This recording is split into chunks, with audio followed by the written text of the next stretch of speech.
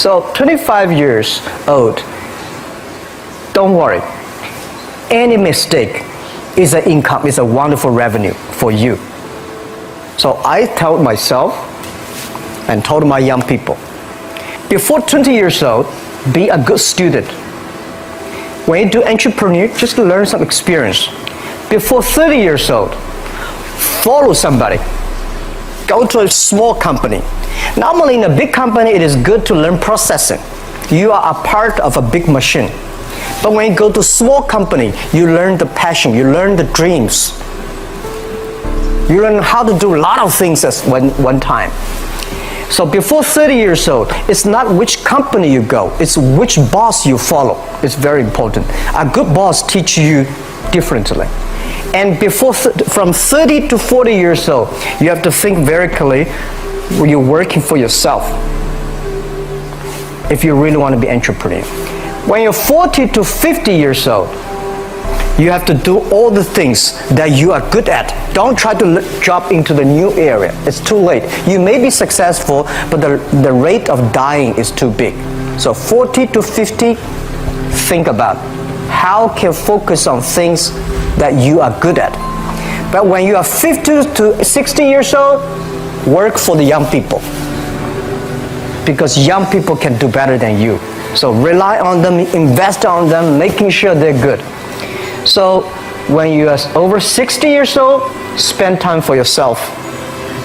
On the beach, sunshine, right? It's too late for you to change normally. But this is my advice to the young people. 25 years old, make enough mistakes. Don't worry. You fall, you stand up. You fall, you stand up. Enjoy it. 25 years old, enjoy the show, enjoy the show. I did not have a rich father. Tried 3 times for university. All failed. I applied for Harvard for 10 times. All failed. They don't even want to see me. For the last time, I went to the teachers' college, which was considered the 3rd or 4th class of my city. So I applied jobs for 30 times, got rejected. It was so difficult at that time. I was so frustrated because I taught in the university. My pay was $10 a month because I could not find a good job. In 1994, discussed that I'm going to do something called internet, and 23 of them against it. They said, this is a stupid idea. We have never heard about internet, and you know nothing about computer. And I never thought I was smart. Nobody believed that I could be successful because everybody say, well, this guy think differently, think crazily. They think about something never work. I tried to borrow $3,000 from the banks. Took me 3 months, but I still cannot get it. We talked to over 30 or 40 venture capitalists. Everybody said, no, forget it. A lot of people said Alibaba is a terrible model. As I said, I believe it. I think this thing could be big. I never thought it would be that big like today. But I believe that something is waiting for me there. And I have to work hard to prove myself. That was the tough experience. So we gathered $50,000 from 18 founders. We started. For the first 3 years, we did not have even $1 revenue from our business. It was not easy. Why it keeps going ahead, going forward? Because I received lots of email of thanks from the customer. They say, this is such a great thing. We cannot pay you, but this thing helped us. If you keep on helping us, one day you will be successful. And I believe this. Little by little, we build up our business. Little by little, we build up our ecosystem of the infrastructure. And now after 16 years, we have an Alibaba group, we have a Tmall group, we have a Taobao group, we have Alipay. And people said, you are so smart. How could you make a company like that? Bill Gates, Warren Buffett, Jack Welch, Larry Page, Mark Zuckerberg. The difference between those people and other people, they are always optimistic for the future. They never complain. They always try to solve the problems of the others. When you're optimistic, it's always opportunity. People, same here today. Jeff, where's the opportunity? I don't have a job. I don't have this. I don't have that. We are at the best time of this century. The best assets you have is that you are young. Don't complain. Let the other people complain. The opportunity always lies where people complain. Think about how you can make things different. Is there anything I can do that make the difference? And then when you think about this, start to do it.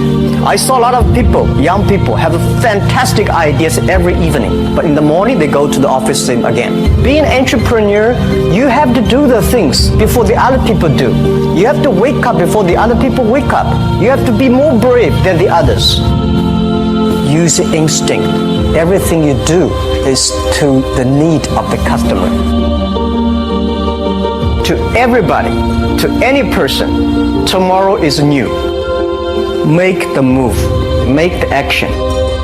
Whether investors believe in this or not, whether your friends believe it or not, whether your parents believe it or not, that's not important. You believe it, your team believe it, and work day and night on this. That's how the things happens.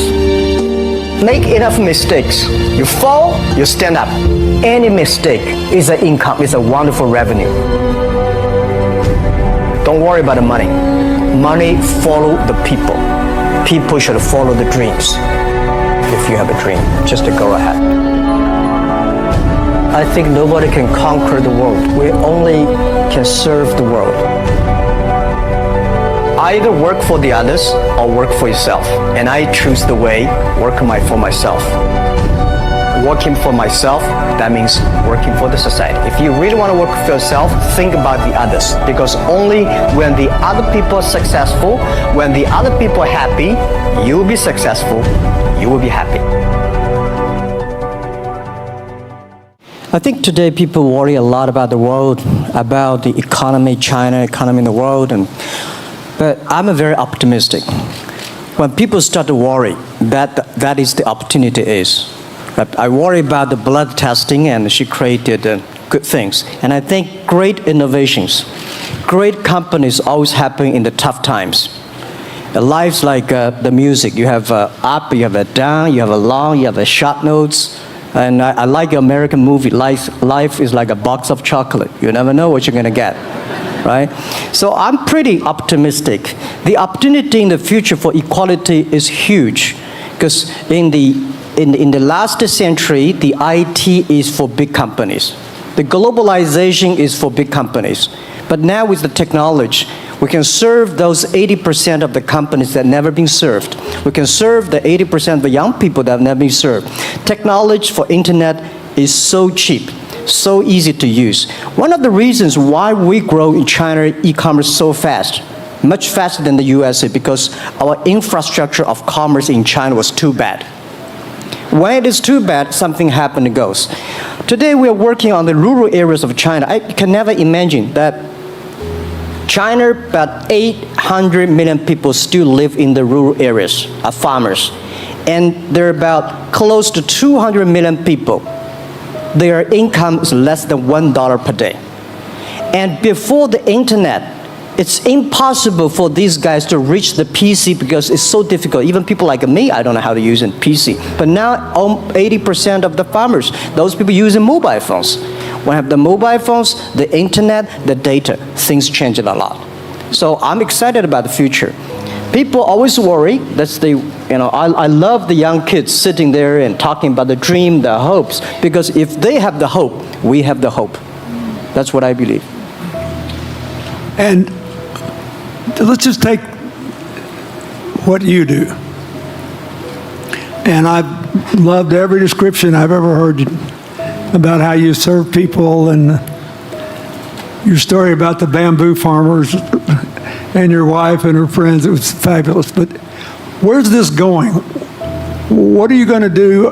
What are your plans to maximize the use that people in remote rural areas of China can make of their cell phones besides ordering your products? How are you going to get it? Are you going to get them in the banking system through cell phones? How? Well,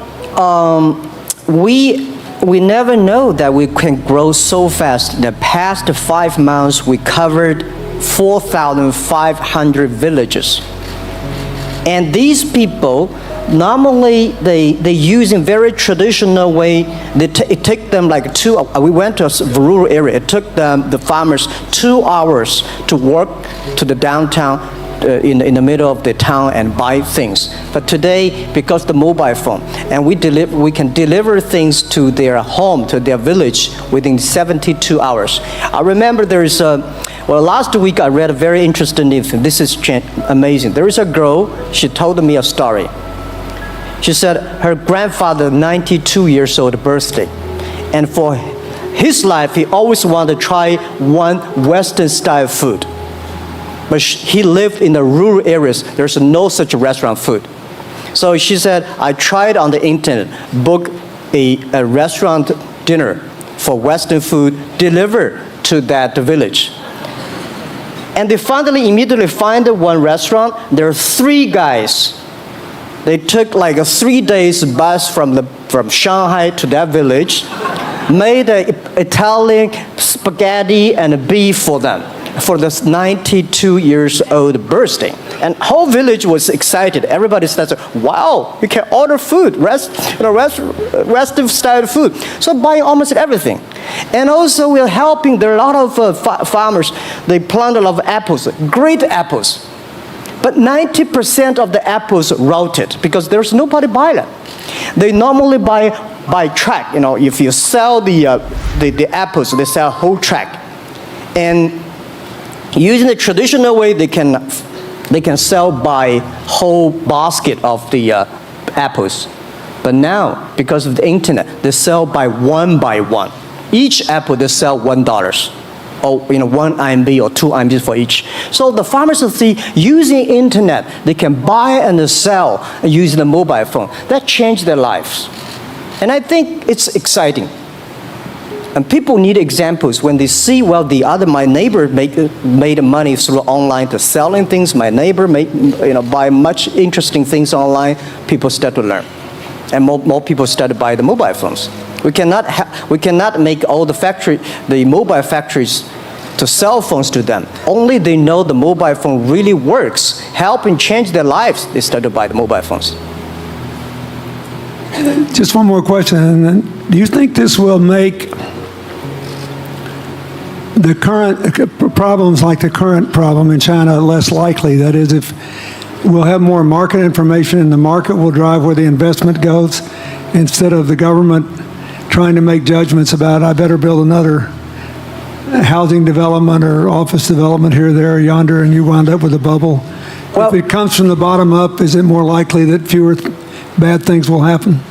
Yeah, I think last week I was in Seattle discussing about the China economy. I think you American people worry too much about the China economy.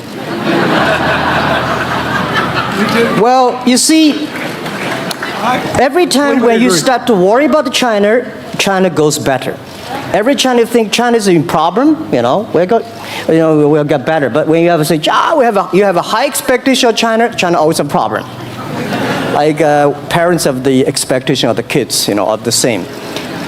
But there's a big difference between American consumption because people say, the economy is bad, so China consumption will be good low. No, totally different. You Americans love to spend tomorrow's money.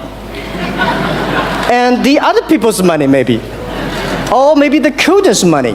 We Chinese love to save money. We are probably the largest country, the safe deposit in the whole world because we've been poor for so many years. When we make money, we put in the banks because someday we know the disaster is coming, so we can spend the money.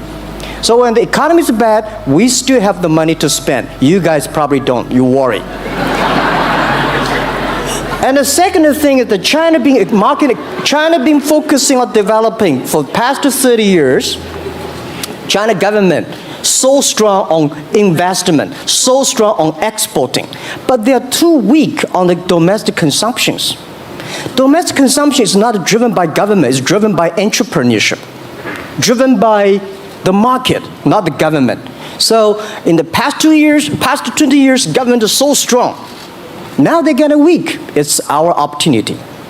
It's our showtime to see the market economy, entrepreneurship, how we can develop the real consumption. I think if the China develop the great consumption, we have a 300 million middle class. In next 15 to 20 years, we're going to have 500 million middle class. We need to import a lot. So when we start to import, that's a great. I worry a lot when we export. When we export, we got a terrible sky, we have a terrible water, we have a terrible environment. When we start to import, we got to be better. So that's all the great opportunity, guys. Be happy about that. I'm serious. I agree with that. I'm serious. Yeah.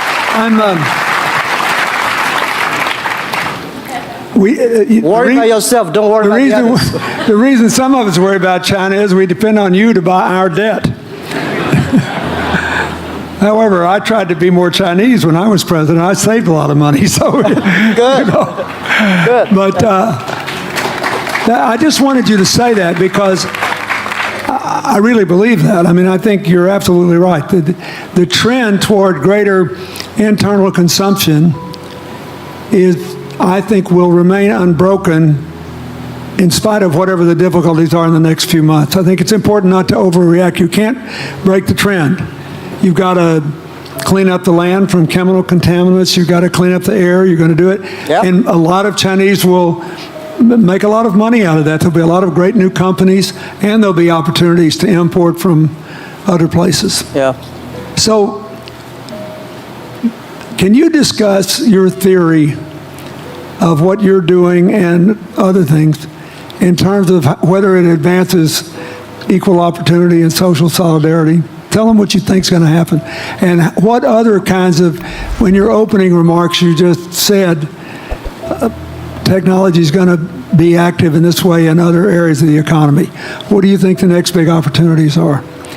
But first, tell them just in 2 sentences what you're doing, because Jack and I know, and we haven't been clear enough.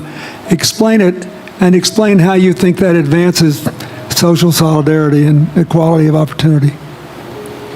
Well, our work is in the belief that access to health information is a basic human right, and that lab information, particularly because lab data drives 70% of clinical decisions, needs to be accessible to people before they're sick.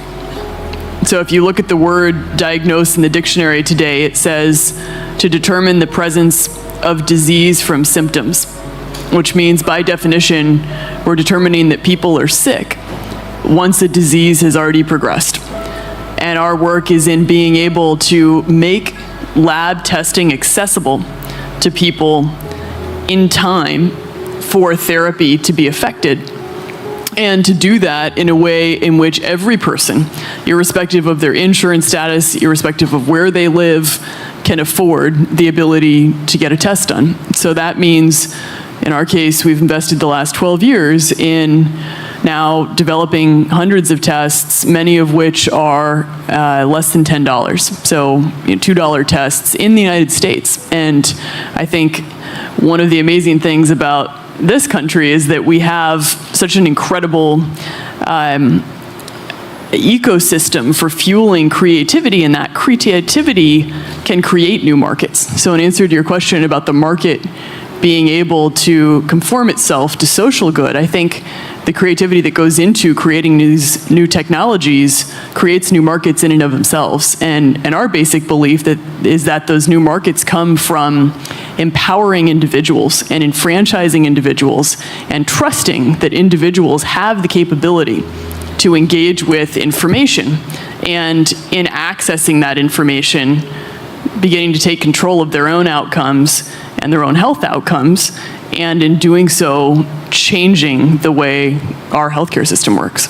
And think what this could mean for rural China, for rural India, for Native American reservations in America, for the Mississippi Delta, for the remote areas of where all the jobs were lost from coal. You're all of a sudden giving people information and one of the most important things I think we did in my second term as president in the healthcare front was develop this diabetes self-care program. And all of a sudden, Jack's company could be delivering the means to self-care based on your test. I mean, I think that this is a very big deal. We all want to live as long and as well as we can, and Craig Benner was here. We were joking about whether we'd make it to 100. But in the meanwhile, you want to keep people healthy, and if they're sick, you want to intervene early, not late. Yeah. Well, and if you look at, the ability to engage with this information, we have a $4 trillion healthcare problem in this country. 20% of it is type 2 diabetes, which is reversible. And we have 90 million Americans who do not know they are pre-diabetic. But access to information and the ability to engage with that information is the foundation for being able to change those outcomes and cost, right? One more fact, and then I want to call on Jack. You founded this company 12 years ago, right? Yeah. Tell them how old you were. I was 19. Yeah. So, don't worry about the future. We're in good hands. So, I always think about 19, where I am. 19, I've not passed the examination for university yet. I failed 3 times, but I think it worked out. I'm not good at schooling. Well, yeah, that's why I give confidence to a lot of young people in China. If Jack Ma can be successful, 80% of the people can be successful. People like her, we're jealous. But, well, equality, I would like to make a little bit technology helping, because yesterday I was joining the UN Women Conference about gender equality. And I think the first technology revolution happened 200 years ago in the UK, released the human body, the arm, stronger. The second technology revolution in the USA for energy, you can last long. But this technology revolution release the brain. So this century is not a competition who is stronger, whose muscle is stronger. It's who is smarter, who is soft, who can listen. It's the challenge of wisdom. So man and woman are equal. On the internet, you can never see he's a woman or a man. And on the internet, women can serve much better than men on the internet. Men talking about the business, talking about numbers, competition, they make business very cold. Women, they make business very cozy, lifestyle, and interesting. 50%, more than 50% of our shop owners, more than 5 million shop owners are women. And people love that. This is a great thing. I see that this century we see more and more women leaders, on the state leaders, presidents. In the future, we're going to General Secretary of the United Nations should be a woman leader. And this is the great century for equality. And I feel excited about that. let me ask you,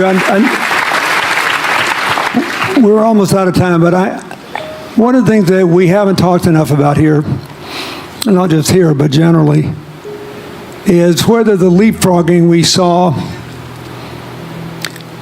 with cell phones, which was instrumental in your phenomenal business success and which will make it possible for you at the appropriate time to do what you've done on a global scale, hitherto unimaginable in all of human history for anybody to have any of their own health data. We've seen examples, but not the kind of dramatic penetration we need with energy and clean energy and enough in a short enough time to avoid the worst consequences of climate change. So do you believe that, your country has done more than anybody else to try to put up solar panels, and some of your companies went broke because you overdid it, right? But beforehand, and you got to work out the phase out of the coal, the phase into the sun and all that. Meanwhile, Africa, which is growing like crazy because of the cell phone in no small measure, and has 6 of the fastest growing countries in the world, still has vast swaths of its land totally dark at night. Do you believe that it's possible for us to scale up with distributed solar power rather than centralized as quick as we did with the cell phone? And if so, and if that were your business, if you had to quit what you're doing today and start there, how would you do it? And how would you do it? Very first, I know that. I'm such a huge believer in technology, and I think especially right now, we're at an incredible time in terms of new technology and the ability to apply technology in a scalable way towards solving some of these problems. So I would look at it in the context of some of the renewable solutions that we already have, and in the context of empowering, connecting individuals with access to those solutions, and in the context of creating markets around them. I think that there's real opportunity to actually create an ecosystem in which people can financially benefit from these solutions, and I think that's going to drive an adoption. I think in developing economies, there's a revenue stream associated with that, and the more we can turn even already some of the technologies that we have into markets, the more that we can fuel, I believe, local growth and individual engagement in beginning to adopt some of these solutions. And just related to that, Jack, you answer it, and then I'll ask you one final question. Yeah, I am a strong believer that technology can make world much better, because people say China economy is getting slower. I'm happy about the 7%, even 5%. Even 5% of the GDP of the number of China, of the second largest economy, is big enough. But you don't expect China to keep on growing 11%. Because like one human body, when you're 1.8 meters tall, you cannot keep on like a 10% growth every year. You have to grow the quality, your mind, the wisdom. So I think China needs new technology to solve these problems, and which today, the data, the clean technology, all these things that China is supposed to do, if we keep on the tradition, the old ways, we'll go nowhere. This is why I feel excited, because people ask me, what is your dream now? Because I never thought I would be today. I can sit here talking to president. I'm like a guy, on the street, and like failed 3 times for university, 5 times for high key schools. I applied for 10 times in Harvard school, all rejected. I never thought, because of the technology, because the internet gave me this opportunity. So I'm thinking, when I retire, I don't want the Chinese people have a terrible water to drink, unsafe for food, and the money we make all spent in the hospital. That's disaster. So how we can use the technology to enable young people, the great chance of this world, don't worry about it. We got 1.4 billion people who were born in 1980s. They are the people of the internet times. They are going to have new ways to solve the world problems. The things you are worried about today, they can solve it. And human beings have these kind of worries for centuries. And young people can always solve it. And today, when you have a right direction, clean energy, the climate change, all these issues, they will be solved, and these are the great opportunities ahead of us. Anything else?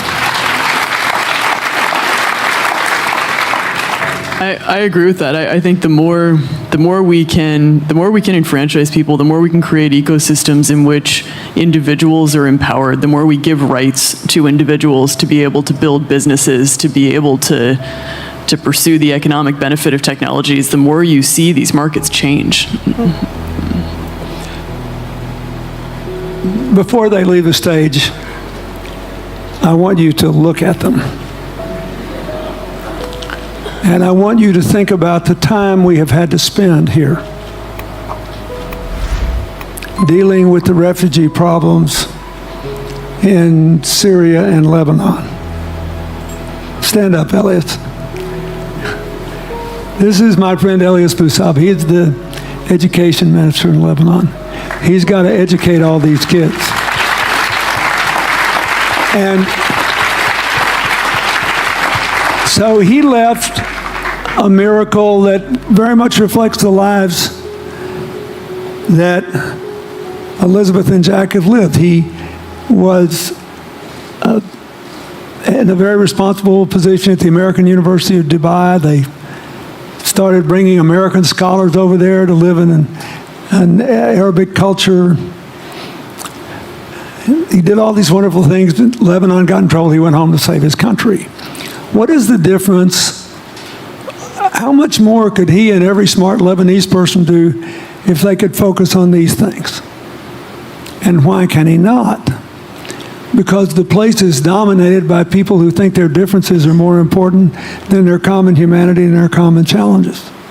You cannot imagine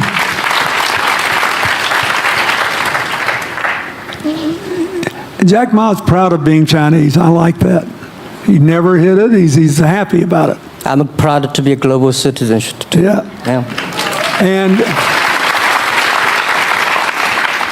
I imagine Elizabeth's proud to be a blonde-haired, blue-eyed American techno whiz from Northern California.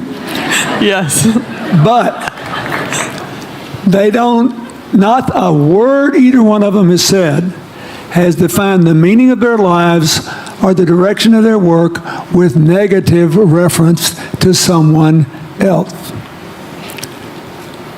My friend Dikembe Mutombo, stand up. No, you don't have to stand up. It'll hurt you too much. You're an old man. My 7'2" tall friend was just inducted into the National Basketball Association Hall of Fame. And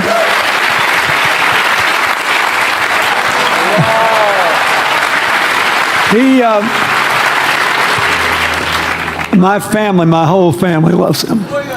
And I have seen how much he has given back to his native country, Congo, which has been so troubled. I've known him a long time. We both went to Georgetown University. I did before he was born, I think. I've never heard him say a resentful thing about anybody. I have seen him give and give and give and try to give the people in his native land opportunities. Why am I telling you this? He's had a good life because he never defined his life with negative reference to anybody else. He never begrudged anybody else's success, and he thought he had an obligation to help other people. I'm telling you, we are back in a time of collective global insecurity where the main struggle is the oldest one in human history, just in modern techno realities. I mean, if you were trying to build the Middle East, you would think about our permanent sponsor here, the ambassador from Oman, who her government tried to help head off a calamitous war in the Middle East over the nuclear issue in Iran. We all pray to God that it'll work out all right. And the lead she made.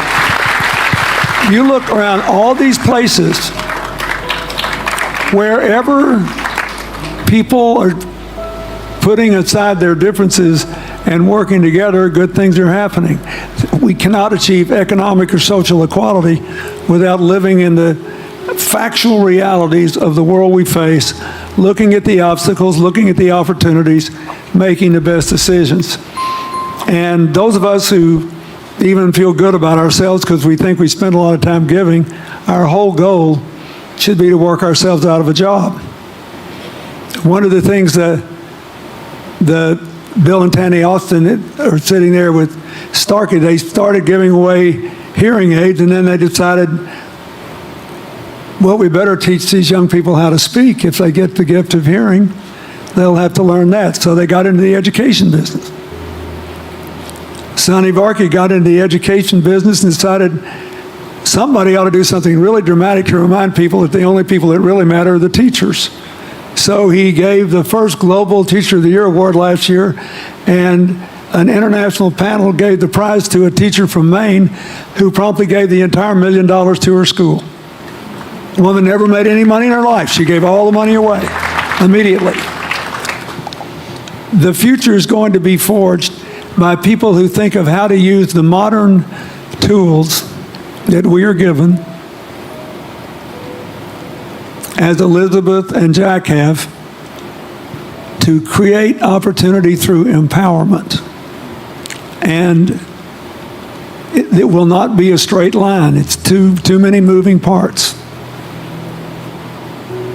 But I just want you to think about that. The reason you feel good looking at them is that you identify with them even though they're different from you. And that's basically where we are all over again, and we can't slip back. We can't give up. That's why when we had the Prime Minister of Italy and George Soros talking about the future of Europe, and George said it was coming apart, and the Prime Minister said, no, it doesn't have to come apart if it's about something more than economics. I thought it doesn't have to come apart if you will it not to. And you put yourself on the line for it. There are no guaranteed outcomes today, but you can guarantee that the trend is right. So go ahead, you were going to say something, weren't you? Yeah, I just wanted to add, I mean, as we're talking about the future and from my own experience and looking at all the faces here, I think a huge part of the answer to your question is also to raise our little girls with the stereotype that they can be the best in engineering and science and math, because when they do in all of these industries, it changes everything. And we need to do that in this country, and we need to do that as parents in other countries. You know? Yeah, I was thinking about if what you say. I think about when you talk about problems, you normally is like a politician. When you talk about opportunities at the business people, I was thinking about how we can using all the problems that change the problem become the opportunity. And I don't know. I just feel excited when people talk about problems. I think think about if you can solve one of them, that's the chance. And today, nobody live in this century has so many opportunities and so many tools they can use to change other people's life. And I think in the last century, which I call the IT time, this century is called the DT time, data technology. IT is to empower yourself, make yourself strong. DT is to empower the others. When you empower the others, you empower your future, yourself. So when I listen to you talk, I agree, and I think that's why we were born in this century. That's why how we can use the internet to help more people. Let's give him a hand. Thank you.